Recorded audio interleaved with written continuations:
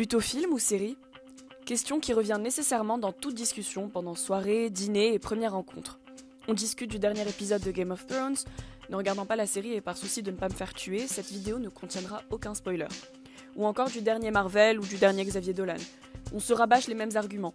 Les séries, c'est mieux parce que tu les découvres chez toi, à raison d'une courte dose de 20 à 50 minutes par semaine, un peu comme une drogue douce que l'on s'administre à moment fixe. Les films, c'est mieux parce qu'il y a la magie de la salle de cinéma, l'histoire unique qui n'a vocation qu'à exister dans les 2 à 3 heures dans lesquelles elle se déroule. Pourtant, pour reprendre les 2 exemples cités plus haut, la dernière saison de Game of Thrones est composée de 6 épisodes durant 1h30 chacun, soit environ le runtime d'un film, tandis que les films du Marvel Cinematic Universe sortent environ à 6 mois d'intervalle chacun, et on y retrouve les mêmes personnages à chaque fois.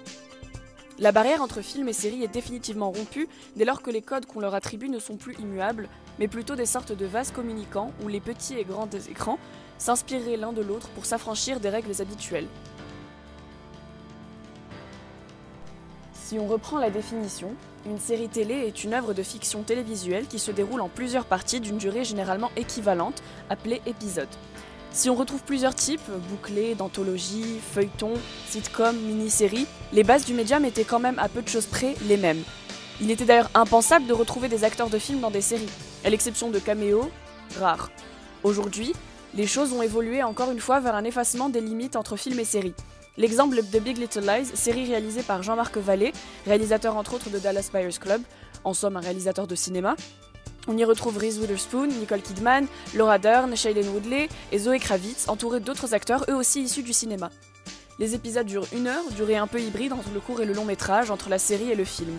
Pensée comme une mini-série, elle devait s'arrêter aux 7 premiers épisodes, elle sera finalement étendue à une seconde saison qui sort en juin, et coup de théâtre, Meryl Streep rejoint les rangs.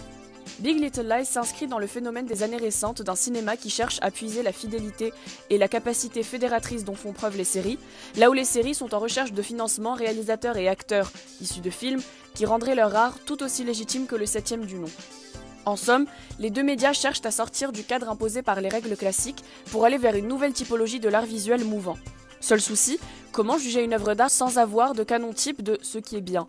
Lorsqu'un film ne rentre pas dans le carcan du genre par lequel on le juge, on n'a plus la faculté de le mettre sur une échelle de c'est bien ou c'est pas bien, étant donné qu'on ne sait plus ce qui est bien ou pas bien, selon nos propres critères, pour faire très simple.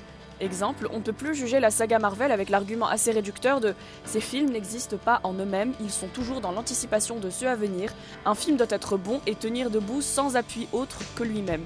Ça ne marche plus du tout, simplement parce que c'est une série de films sans précédent. On n'a jamais vu un univers étendu tel que celui-ci, en tout cas pas au cinéma.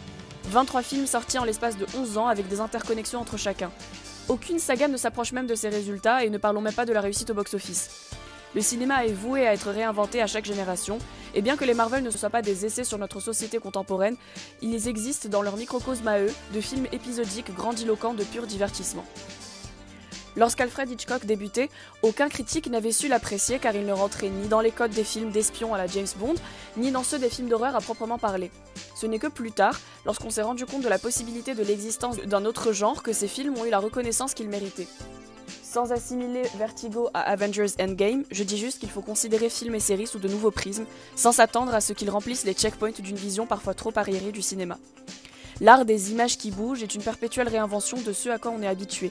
C'est cette pluralité qui font coexister des films en noir et blanc, en format carré et en polonais, avec des blockbusters multimilliardaires existant dans une série de films, aussi antithétique que cela puisse paraître. C'est cette magie que d'aller en salle pour voir ce qu'on veut, ce qu'on aime, qui qu'on soit.